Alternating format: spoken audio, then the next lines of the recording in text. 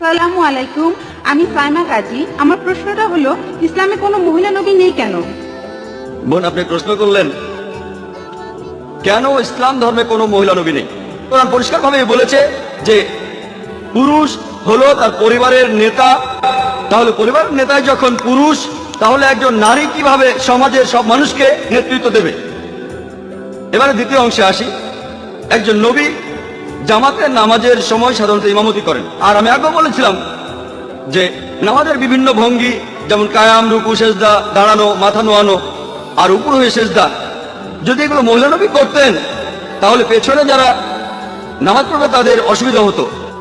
আর এছাড়াও দেখবেন যে নবীজি সাধারণ মানুষের সাথে প্রায় প্রতিদিনই দেখা করতেন। কোনো মহিলা নবী থাকলে ইসলাম পুরুষ ও নারীর অবাধ মেলামেশার অনুমতি দেয় না।